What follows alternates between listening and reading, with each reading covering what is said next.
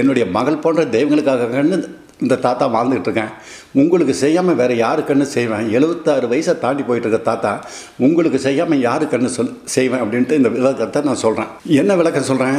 இப்போ உனக்கும் கணவனுக்கும் விந்து கட்டுப்பாடு எந்த அளவுக்கு உற்பத்தி பண்ண முடியுமோ அந்த அளவு நான் உற்பத்தி பண்ணி உங்களுக்கு கொடுத்துட்டேன். அதில் கர்ப்பணுக்கள் அதிகபட்சமாக உற்பத்தி ஆகிருக்குது. கணவனுக்கு இல்லன்பத்தில் ஈடுபடக்கூடிய அளவுக்கு வீரியமும் விரைப்புத்தன்மையும் அதிகமாக இந்த மருந்து சாப்பிட்டுக்கிட்டு வரும்போது உண்டாகி நீங்கள் 2 பேரும் இல்லன்பத்தில் ஈடுபடுறீங்கன்னு வச்சுக்க. உன் கணவன் நல்ல வீரியத்தன்மையோட இல்லன்பத்தில் ஈடுபட்டுக்கிட்டு இருக்கும்போது, மாமா போதும் மாமா, முடியல மாமா, சிரமமாக இருக்குது மாமா, விட்டுரு மாமா அப்படின்னு நீ சொல்லுவேன்.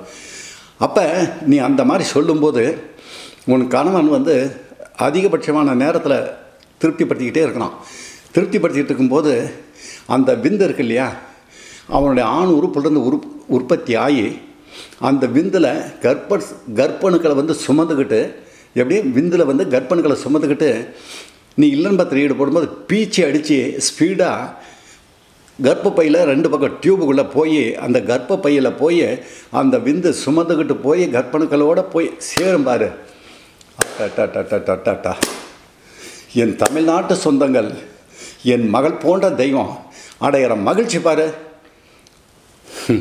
எப்படி சொல்லுவேன்னு எனக்கு தெரியல. அப்படியே வாய் விட்டு சிரிப்பான். அந்த விந்து கட்டுப்பாடு கர்ப்பணுக்களை சுமந்துக்கிட்டு அந்த வீரியத்தன்மையோடு அவன் செயல்பட்டுக்கிட்டு இருக்கும்போது போதுமாமான்னு சொல்லும்போது அது போய் அந்த கர்ப்பப்பைக்குள்ளே அடையும் போது அடையிற மகிழ்ச்சி இருக்குப்பார். என் மகள் உலகத்தில் நாட்டை ஆண்டுக்கிட்டு இருந்தாலும் சரி, கோடி கோடியாக சொத்து கொடுத்தாலும் சரி, அந்த இல்லறன்பா போதுமாமான்னு சொல்லும்போது என் மகள் போன்ற தெய்வங்கள் அடையிற மகிழ்ச்சி பார்த்தீங்கன்னா உலகத்தில் யாருனாலையுமே அடைய முடியாது.